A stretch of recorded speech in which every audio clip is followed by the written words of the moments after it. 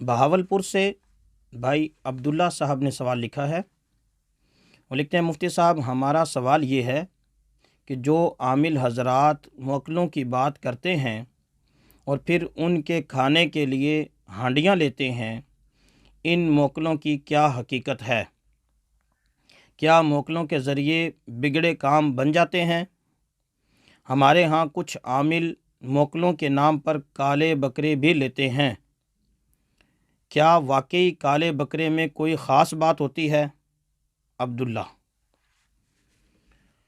میرے محترم بھائی، اصول کی بات یہ ہے، پہلے اس لفظ کو ہم دیکھ لیں۔ موکل عربی کا ایک لفظ ہے جس کا مادہ مطلب یہ وکالت سے نکلا ہے، وکیل بنایا گیا۔ موکل وکیل بنانے والا ہوتا ہے، موکل جسے وکیل بنایا گیا ہے۔ یعنی آپ اپنے کام کے لیے کسی کو وکیل بناتے ہیں، یا اسی طرح جیسے یہ ہمارے موکل ہوتے ہیں جو کیس وغیرہ بھی لڑتے ہیں۔ جو مخلوق ہمیں نظر نہیں آتی وہ دو مخلوقیں ہیں۔ چونکہ یہ موکل بھی حضرات، یہ جو عامل حضرات یہ دعویٰ کرتے ہیں موکل ہیں ہمیں نظر نہیں آتے، تو دو مخلوقیں ہمیں نظر نہیں آتی، فرشتے ہمیں نظر نہیں آتے، جن ہمیں نظر نہیں آتے۔ اگر کوئی عامل یہ دعویٰ کرے کہ یہ میرے موکل یہ جنوں میں سے ہیں، تو پھر تو بات سنی جا سکتی ہے، کہی جا سکتی ہے کہ جن کو موکل، وہ بعد میں بات کرتے ہیں کہ جن کو اپنے تابع کیا جا سکتا ہے یا نہیں، یا اس سے اپنی مرضی کا کام لیا جا سکتا ہے یا نہیں، وہ بعد میں کرتے ہیں۔ فی الحال یہاں اتنا سمجھیں کہ جو چیز ہمیں نظر نہیں آتی وہ فرشتے ہیں یا جن ہیں۔ عاملین حضرات کا یہ دعویٰ ہے کہ موکل جو ہے نہ جن ہوتا نہ فرشتہ ہوتا، بلکہ ایک الگ سے مخلوق ہے۔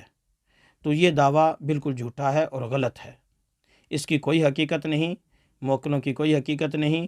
اور اسی طرح ان کا ہانڈیاں لینا، اگر تو یہ جن بنا لیا جائے اس کو کہ یہ موکل ہے، یہ جن ہے، تو جنات جو خوراک ہم کھاتے ہیں یہ جنات نہیں کھاتے، نہ ہی یہ فرشتے کھاتے، یہ خوراک تو ہمارے لیے ہے۔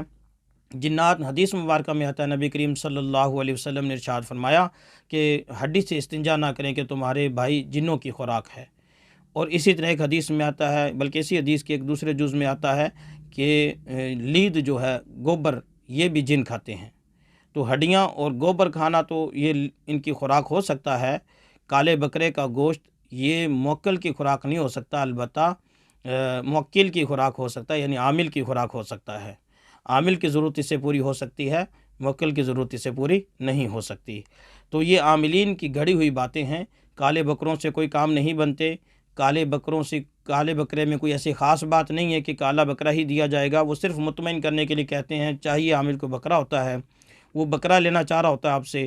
تو یہ ساری کی ساری باتیں یہ فضول کی باتیں ہیں، حقیقت کے ساتھ ان کا کوئی تعلق نہیں ہے، نہ ہی ایسی باتوں میں کوئی حقیقت ہے۔ یہ عاملین کی گھڑی ہوئی باتیں ہیں اور فضول باتیں ہیں۔